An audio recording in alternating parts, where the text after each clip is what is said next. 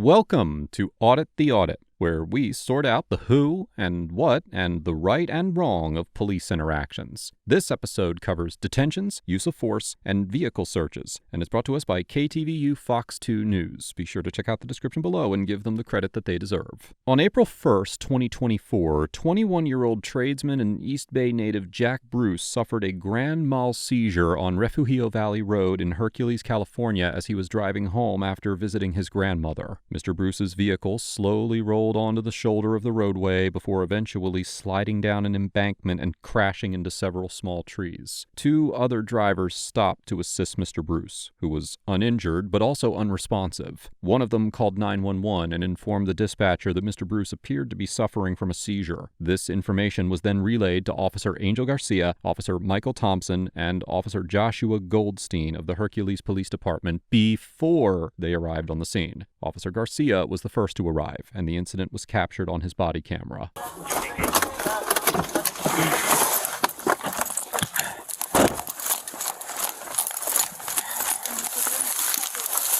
my God, I don't know what's going on.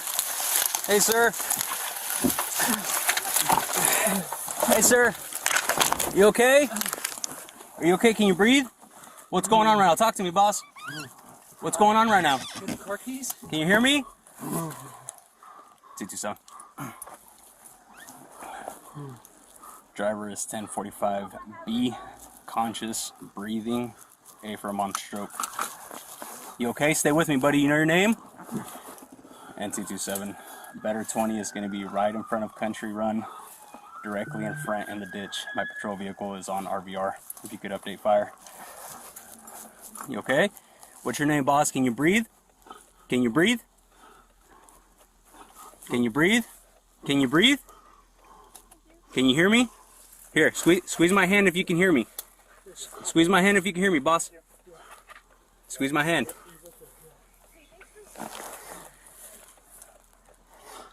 A-firm for fire. I don't know where they're going to park their rig yet, though. Can you hear me, boss? Hey, Goldstein. I'm coming. What's up? You want to wait for fire to try to get him out? Yeah, don't. If he's having a seizure, just let him be. Okay. He is breathing though. If he's fine, just let him be. Okay. Do you have an ID on you, boss? I got his wallet. You got it? Okay. Did you ingest any drugs or anything? They're on fire sign instead.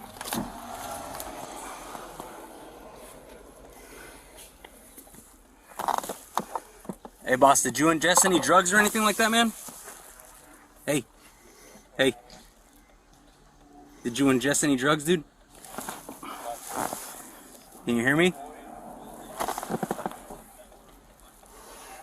Keep breathing, okay? Fire's right here. Just keep breathing, dude. Just keep breathing, alright? You okay? Just keep breathing, okay? Paramedics are here. They're about to get you out of this car, okay? Get you some medical attention. Just keep breathing for me, okay, boss? He's conscious, breathing. Looks like he's having a seizure. Doesn't smell like alcohol or anything like that. I don't see any drugs. Hey, buddy. What's going on? What's going on? What are you talking about? You were in an accident. You all right, boss? Did anyone? It's Hercules PD. You're good, man. You're good. You're good. Just breathe. You're good. He's alert. You all right? I'm good. All right. Let's get you out of the car, man. Let's get you checked out. Why? You're in a ditch right now, dude. Your car's in a ditch. Okay, let me go. You can't drive, dude. Why? You have any medical issues? No. Have you ever had a seizure? No. You have diabetes? No. Any drugs or alcohol today? No. No? You're pretty sweaty, my buddy. Well, yeah. No, your radio's still not. Alright, let's get you out. We're gonna walk up this hill. Cancel the engine, OS. No. Dude, you're not driving anywhere, bro. Your car's in a ditch. That's a police officer. We gotta get you out. Stop trying to grab your seatbelt, dude. We gotta get you out. Listen to this guy. Can you please stop? Just come with me.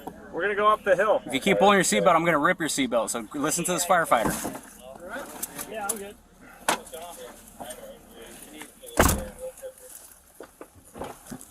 Hey, bud.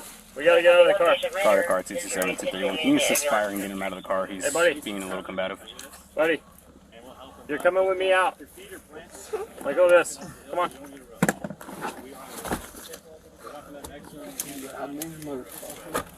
Hey, Come on. chill out, bro. Chill out. Listen to them and get out of the car. Get out of the car, boss. Hey, you gotta get out of the car. Okay. Get out. Get out of the car. Get out of the car. Come on. Get out of the car. Let's go. Why are you touching me? Because you're being told something and you need to do it. Get out of the car. Let's go. Wake up. Hey. Hey, let's get out. Come on, man. There's only one way out of here, and that's walking, okay? Because we're not driving out. That's not happening.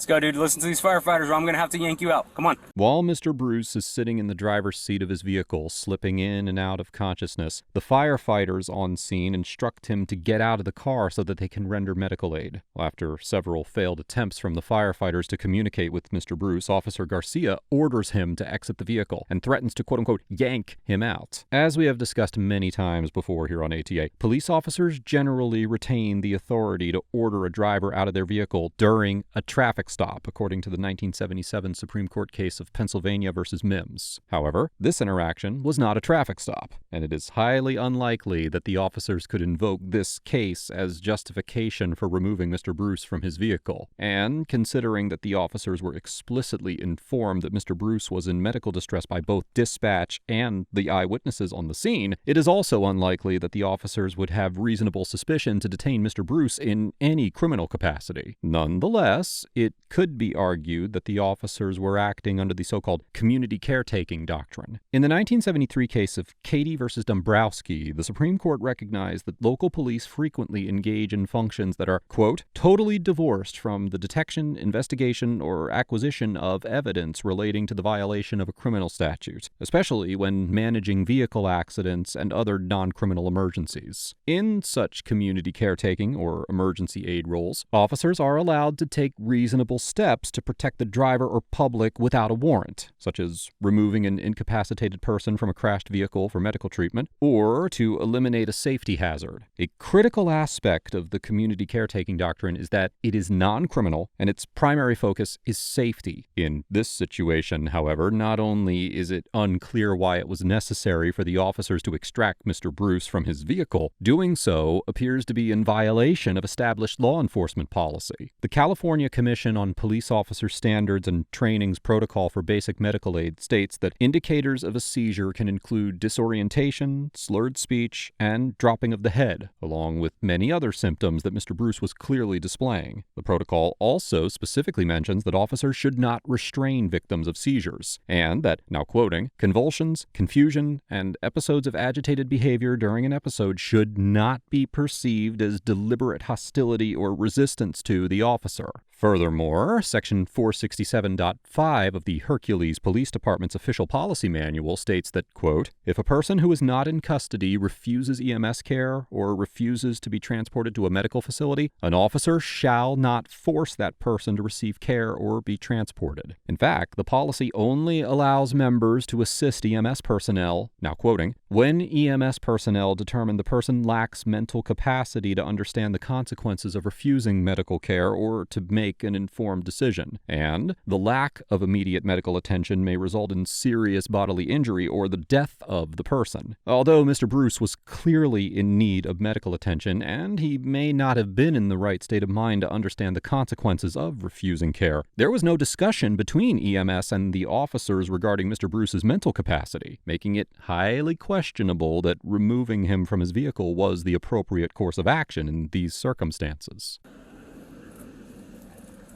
Yo, Bro, wake up. let's get out. Let's get out. We'll go up the hill. Oh, he's on. Yeah. Give him a pull, see. I did, and he was a little aggressive. All right, you want us to get him out? Yeah. Yep. All right, dude. Listen to this officer. Wake up. All right, let's hop out. Let's go. Come on. Let's hop out. Well, what are you doing? Get out. Let's go. Come on. What are you We're doing? getting out. What are you doing? Let's go. What are you doing? Get out of the car, dude. Come on. Come on. Let's go. Hey. Stop resisting, bro. God. Let's go. Get out of the car. You're gonna get tased. You're about to get Don't- tased, dude. We want to help you, but do not fucking fight us. Alright. You will get fucking ripped out of this car. Yes, sir. We're not playing you. Get out so of the car. Get the fuck up. Yes, Get sir. out. Get out or you're about to get tased, dude. I'm gonna get out. Get out then. He's slippery. Let me get on. Let's go. Get out of the car. You're about to get tased, dude. Bro, let me get on. Mr. Bruce, seemingly confused, disoriented, and unable to communicate, failed to obey the officer's commands to exit the vehicle, which prompted the Hercules officers to forcefully remove him from the car. When the officers grabbed Mr. Bruce, he became agitated, and the officers responded by ripping him out of the car, punching him, and tasing him several times. The Hercules officers eventually managed to place Mr. Bruce in handcuffs and begin dragging him out of the embankment to be placed on a gurney. That is not normal behavior.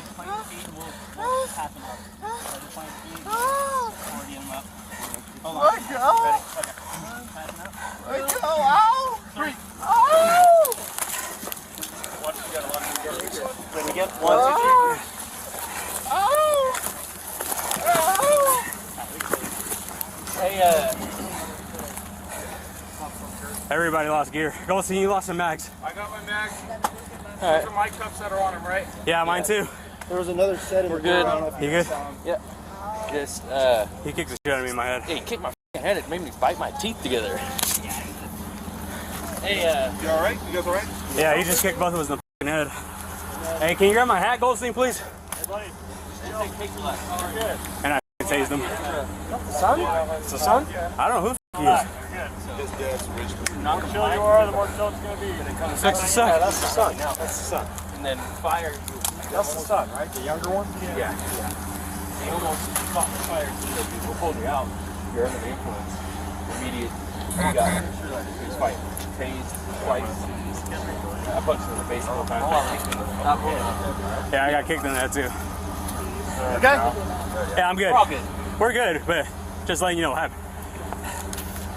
Sergeant Ezra Tafessa arrives on the scene, and Officer Garcia informs him that his taser was deployed and the officers used force on Mr. Bruce, with Officer Thompson admitting to punching Mr. Bruce in the face twice. As mentioned in many previous episodes of ATA, the 1989 Supreme Court case of Graham versus Connor established 3 factors for determining whether a police officer's use of force was lawful: the severity of the crime at issue, whether the suspect poses an immediate threat to the safety of the officers or others, and whether the suspect is actively resisting arrest or attempting to evade arrest by flight. In this situation, Mr. Bruce had not committed any crimes and did not pose a threat to anyone before force was initiated. But it is clear from the body camera footage that he did resist the officers when they attempted to remove him from the vehicle. However, in the 2001 case of Diorla versus Rutherford, the Ninth Circuit Court of Appeals, which has jurisdiction over California, stated that, quote, "The problems posed by, and thus the tactics to be employed against an emotionally distraught individual who is creating a disturbance or resisting arrest are and must be differentiated from those involved in efforts to subdue an armed and dangerous criminal who has recently committed a serious offense." And then went on to clarify that, now quoting again, "Even when an emotionally disturbed individual is quote-unquote acting out and inviting officers to use deadly force to subdue him, the governmental interest in using such force is diminished by the fact that the officers are confronted not with a criminal, but with a mentally ill person." In the 2003 case of Drummond versus City of Anaheim, the Ninth Circuit reiterated that, now quoting, "Where it is or should be apparent to the officers that the individual involved is emotionally disturbed, that is a factor that must be considered in determining, under Graham, the reasonableness of the force employed." Here,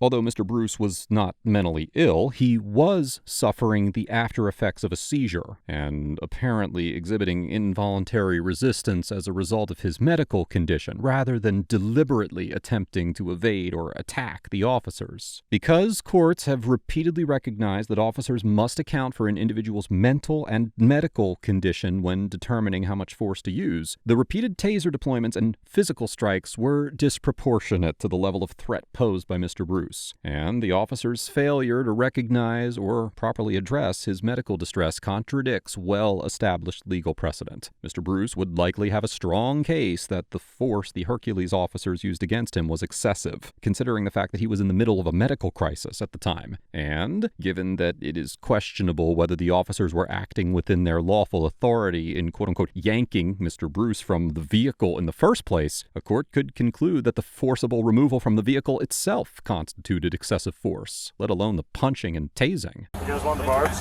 I don't think we need them no more, but I'll take them.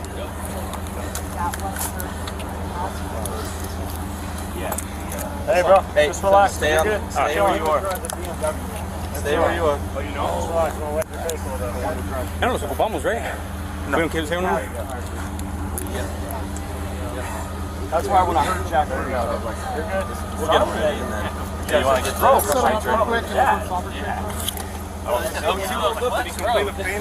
the He wasn't talking to me the whole time. He was just breathing. He kept moving his head like back and forth. When fire went down there, he answered their questions, but he was like, almost like a state of shock. He was like, where am I? And he tried putting the car in drive. I'm like, dude, you're in a fucking ditch. And that's when he started like, get the f off me, like pushing off. That's when he pushed him off, and I was like, hey, dude, just back up, like Olsen grabbed him. But He's kind of like in and out. yeah. He wasn't combative at first, but as soon as I was like, hey, dude, we're getting you out of the car, and Goldstein grabbed him, immediately started throwing hands. with that left hand, and I'm gonna hold his right. So let's grab his right. Yeah. We're gonna take his right. I'll put him in the soccer frame. Yeah. Well, they're gonna release that. Blood draw, sir. Help me. 227, it's about 10 to 15 feet down the ditch. You what? No, not right now, bro. You got that? Is it related to this or something else? Huh? We got it.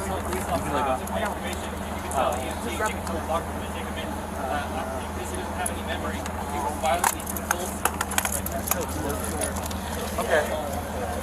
You got it. what do you think, man? Nothing. He's very fluid. Stop fighting. You're just gonna hurt yourself. Ow.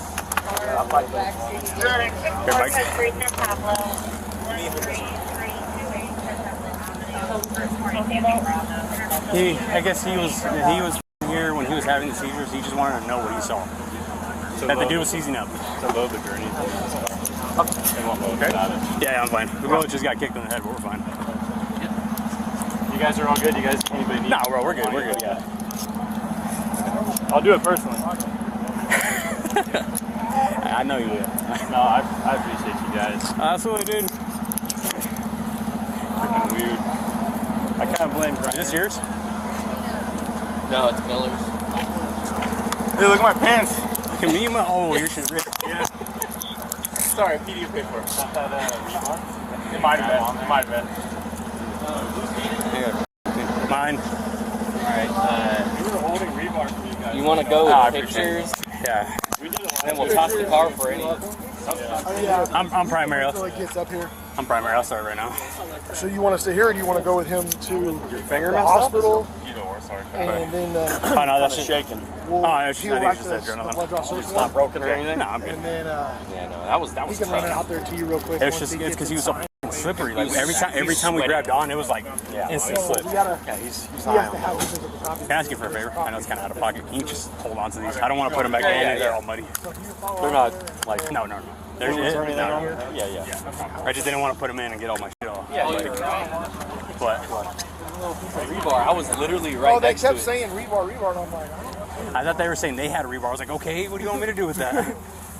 Oh yeah. Now I see what you guys are talking about with rebar.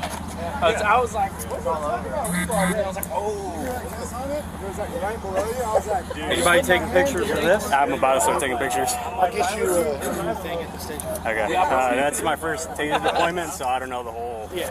I just holster back up and that's it right now? And then I'll Okay. get you a new one. Okay. Somebody should take pictures of you guys all. Yeah, we'll do all that extra stuff. Fell, slipped. Before Goldstein leaves, Where is Goldstein? take a picture of him before you leave, because you've got written and stuff. Why don't you take an overall?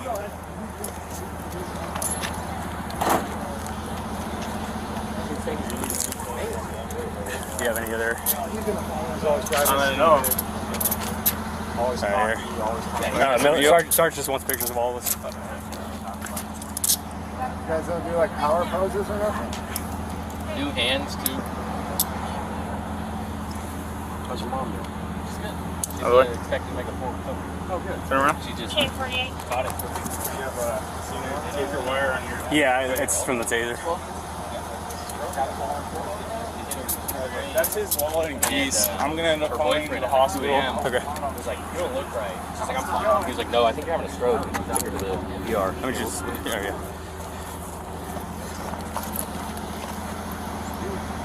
Is your hands real quick? Hands real quick. By the way.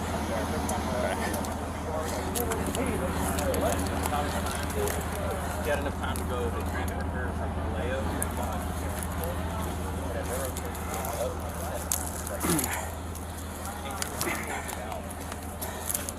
they were like, oh, you have a little bit of time. So that's positive. But she's like, it's not running. So they were just like, it's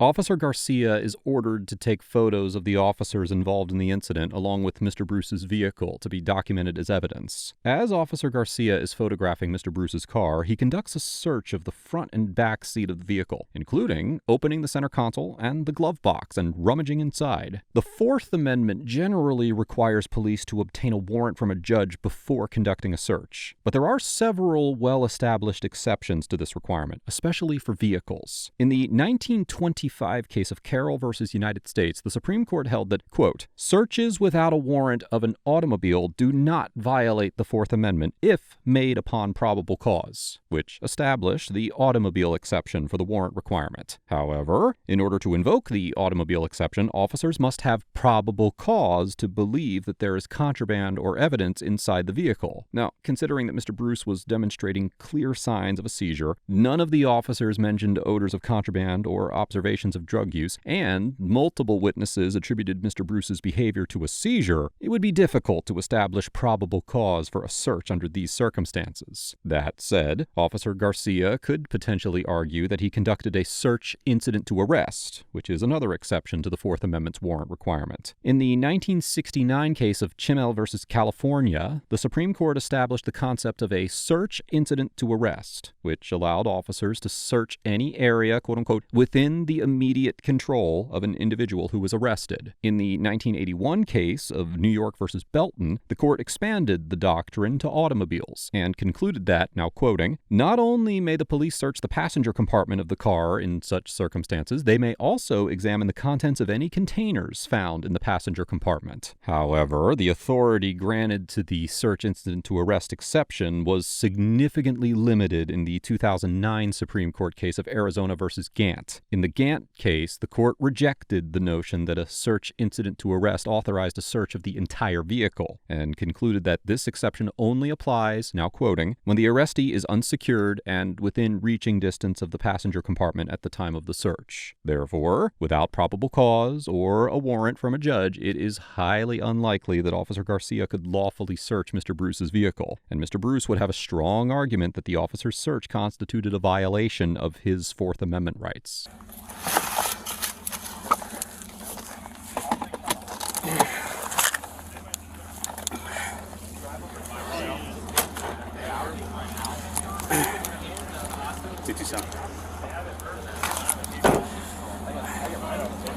Do you have the plate for this vehicle?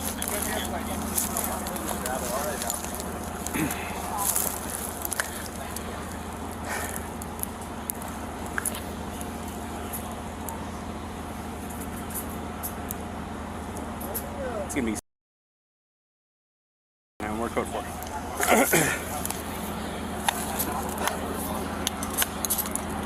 Dude, there's nothing. There's no pipes, there's no little baggies. He's high on something. He's high as fuck on something, I just don't know what it is. Unless he tossed something back here. Because the only thing he has in the front is like stizzies. But I ain't never seen anybody react like that off weed. Could be laced. Yeah, true. Officer Garcia mutes his body camera for the remainder of the time he spent on the scene, which would likely constitute a violation of Section 448.5 of the Hercules Police Department's official policy. After muting his body camera and conferring with a few of his coworkers, Officer Garcia produces what appears to be a pocket guide for determining signs of intoxication produced by the California Highway Patrol. He then proceeds to forcefully shine a flashlight directly into Mr. Bruce's eyes as he took a photo on his cell phone, while Mr. Bruce was strapped to a gurney in the back of the ambulance. Mr. Bruce was taken to the hospital where he was officially diagnosed as having suffered a seizure. He has since been diagnosed with epilepsy and has suffered several additional seizures. No drugs were found at the scene, and both blood and urine tests collected shortly after the incident revealed no drugs or alcohol in his system other than trace amounts of THC. Despite providing the Hercules Police Department with proof of his condition and the diagnosis he received the day of the accident, the department still pursued charges against Mr. Bruce. According to the complaint filed by Mr. Bruce, the officers submitted false reports to the Contra Costa District Attorney, accusing him of driving under the influence and interfering with a police officer in an effort to cover up their misconduct. However, after several months of suspense, the Hercules District Attorney declined to press charges. Following the encounter, Mr. Bruce retained legal counsel and filed a lawsuit against the City of Hercules, Officers Garcia, Thompson, and Goldstein, along with several of the other officers who were on the scene, and their direct supervisors. The suit alleges several complaints ranging from false arrest to common law defamation, and is still ongoing as of the writing of this episode. Overall, the Hercules officers get an F for utterly failing to render any meaningful aid to Mr. Bruce, forcefully extracting Mr. Bruce from the vehicle for no apparent reason, and submitting false reports and pursuing criminal charges against Mr. Bruce in an effort to avoid accountability for their actions. It is clear from the body camera footage that the officers involved in this interaction were either woefully untrained on how to properly handle this situation, or blatantly disregarded whatever training they received. The officers were well aware that Mr. Bruce had suffered from a seizure before they even arrived on the scene, and it was plainly obvious that Mr. Bruce was in need of medical attention. However, I believe there are no medical emergencies that are going to be aided by violently ripping the patient out of their vehicle and punching and tasing them several times, and Mr. Bruce was well within his rights to refuse their help altogether. After violently assaulting Mr. Bruce and illegally searching his vehicle, Officer Garcia proceeded to attempt an intoxication assessment by shining a flashlight directly into Mr. Bruce's eyes while he was strapped down to a gurney and unable to resist or deny consent. Not only is this the improper way to carry out this test, as shining a light into anyone's eyes will cause a reaction, but Mr. Bruce had just suffered a seizure, which would almost certainly compromise the results of any optical-based testing. It is worth mentioning that the facts of this case draws strong parallels to the Graham versus Connor case we mentioned earlier in this episode, and it may be difficult as a result for the officers to seek a qualified immunity defense in this case. This interaction highlights the importance of proper medical training for officers, and it will be interesting to see how it plays out in the courtroom. As for Mr. Bruce, I cannot issue a grade to an individual who suffered a medical emergency and was a victim of police misconduct purely as a result of that. Mr. Bruce did absolutely nothing to warrant the actions of the Hercules officers, and it is clear from the footage that he was not in a proper state of mind to react appropriately to the situation. As mentioned before, being in an agitative or combative state is a common symptom of suffering from a seizure, and Mr. Bruce's actions were obviously a result of his condition. It was not Mr. Bruce's fault that the Hercules officers chose to view his agitation as resistance, and there is no excuse for how he was treated given the circumstances. I commend Mr. Bruce for following up this interaction with a lawsuit, and I will keep you updated on this case in a future update episode. Let us know if there is an interaction or legal topic that you would like us to discuss in the comments below. Thank you for watching, and don't forget to pick up your copy of the Civilian Rights Hand Guide in the links below.